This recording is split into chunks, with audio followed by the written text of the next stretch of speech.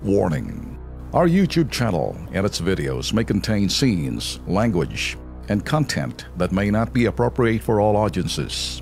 These videos include surveillance footage, undercover pursuit of suspects, actual police and rescue operations, and fearless confrontations. If you do not approve of the content, please do not watch our videos. If you wish to continue, we strongly advise that you proceed with caution. Viewers' discretion is advised.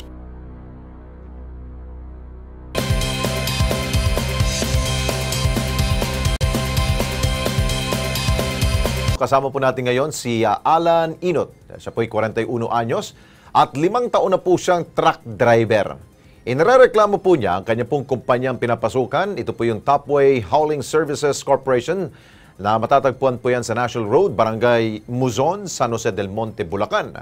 Ayon po sa kanya, sa loob daw ho ng 5 taon po niyang pagmamaneho at pagtatrabaho sa Topway, kahit minsan, hindi raw ho niya nararanasan na makakuha ng buo ang kanya pong sweldo. Naku po, bukod dito sobra-sobra rin daw oras sa kanya pong pagtatrabaho, wala na ngang overtime pay, abay wala rin daw home beneficyong binibigay sa kanya. Kaya diretso na ho tayong tanungin si Alan. Alan, magandang gabi sa iyo. Magandang gabi po. Ramdam ko ang iyong problema, lalo't tayo rin mga manggagawa rin po tayo. Opo. Pero sa 5 taon, bakit, ano ba kayo? Quincenas ba o 30? 30 ang swelduhan nyo dyan? Lingguhan po. Lingguhan. Bakit Opo. ganun ang usapan ninyo ng inyong Yun mga po employer? ang ano ng coordinator namin sa kumpanya. Okay. So magkano ang sweldo mo kapag ikaw ay bumibiyahe gamit ang truck? Gamit ang truck namin, 500 po per biyahe. Per trip? Per trip po. Okay. Usually sa isang araw, ilang trip ang ginagawa Sa ninyo? isang araw po, kasi 24 oras po kami doon sa loob ng SM, Asinan. Okay. Minsan nakakadalawa po kami, minsan isa po. Kasi sa dami namin truck eh. So, sa suma total po niyan, sa isang linggo, magkano supposedly ang inyong pong sweldo? Di po parehas kasi ang sweldo Iba-iba. namin, iba-iba po. Minsan makawalo kami, 7 biyahe. Yun po ang kinikita namin sa isang buong linggo po. Okay. Bakit nyo nasabi na kapag sinesweldohan nyo kayo, hindi kumpleto ang sweldo? Alam naman ho ninyo kung magkano yung dapat kikitain ninyo sa Opo. kada linggo.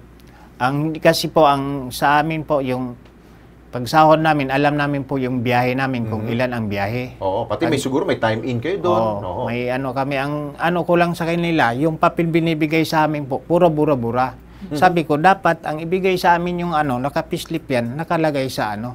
Puro burado eh. Tapos pagdating, aayusin.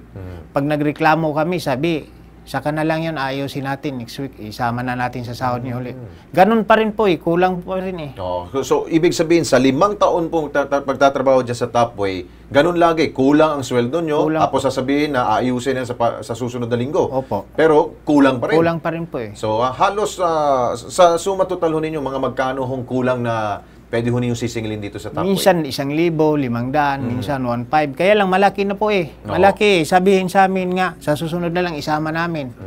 Tapos sabihin na naman sa coordinator namin, hindi, advance lang yun, in advance na lang yun para sa susunod makukuha mo rin. Okay. Bago natin kausapin ang, nandiyan na ba yung Topway? Wala pa yung Topway. Gusto sana ho natin makuha yung side rin po, ang panig ng Topway. Tanong ko sa inyo, Alan, ikaw ba ay regular employee ho dyan o contractual ba kayo? O... Regular na po kasi 5 taon na po ako nagtatrabaho sa kanila po. Pero may pinirmahan ka bang dyan? Wala po, tuloy-tuloy po. Tuloy-tuloy lang. Tapos may ID ka, kompleto naman, no? May ID po. Oo. Okay, siguro, kausapin ho natin ang mula ho sa Department of Labor and Employment, dito po sa NCR, si Ma'am Maria Teresita Cocueco, siya po Director 4 ng Bureau of Working Condition ng DOLE. Ma'am Maria, magandang gabi ho sa inyo po. Si Alex Santos po to. Oo, magandang gabi, Alex, at kay Opo. Mang... Alan po. Si Alan. Alan Inot. Oho, siya po ay truck driver, ma'am. Nailahad na ho niya po, ang problema ho dito ay yung kanya pong pasweldo ho nitong Topway Corporation, yung kumpanya ho. May violation po ba yung kumpanya? Kapag ganun lagi ho, mukhang 5 taon na hong laging ginagawa ho. Pag, ang hindi ho sila quincenas, ma'am, sila daw ho ay lingguhan pong swelduhan. Hindi, kasi ang sinabi sabi niya, narinig ko rin kanina per Opo. trip. So parang may agreement sila na per trip. Yes, ma'am. Oo, as long as it's kasi syempre may minimum wage tayo, tapos yung kanilang agreement on a per trip basis na 500, dapat talaga yun yung susundan yung per trip. Pero Yes. syempre, yan na yung pinaka-basic. Mhm. Kasi may the other social benefits, yung SSS, pag-ibig, Oho. PhilHealth, dapat, responsibilidad din ng kumpanya nilang maghulog-hulog din para sa empleyado. Pero yung kanilang agreement na per trip, yan nga, kaya alam din ni Alan na alam niya kung magkano ang Yes. kasi depende kung ilang trips ang mangyari sa isang araw na yon. Ngayon, na alam din niya kasi yung pagkukulang, kaya sabi nga niya na sabi, no, sige sa susunod, pero sa susunod, kung kulang pa rin, patong-patong nga ho talaga Yeah, yung oho. pagkukulang na yon. So, talagang kailangan, siguro naman nag-demand na nga po din sila, pero wala pang ginagawa. Tingnan, pwede rin ho kasi natin i-assess yung mga, kasi pwede na rin yung underpayment Oho. kasi hindi na nga sumusunod sa per trip na agreement. Okay, ganito siguro, Ma'am Maria, pwede ba ho namin siyang idulugo sa inyo itong si Ginong Alan? Alan, kung pwede siyang, Oho. pwede kang pumunta sa opisina namin sa Bureau of Working Conditions. Third floor po ito sa Dole Intramuros.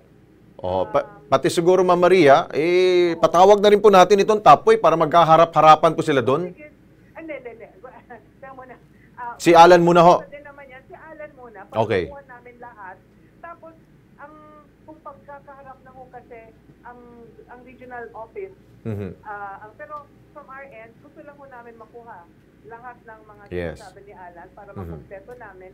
Tapos yung pag-a-assess nito, ibibigay na rin namin sa regional office para ma-actionan din agad. Sige po, ma'am. So, pumunta ho muna siya sa amin para makita ho naman talaga ang yung kabuuan. Yeah. Kasi ngayon pa lang na kinukwento ni Alan, may problema na ho talaga nangyayari. Oho. Kasi hindi nga binibigay yung... And I'm sure, Ma'am Maria, ito pong paglutang ho ni Alan dito sa Kilos Pronto, I'm sure, para ho itong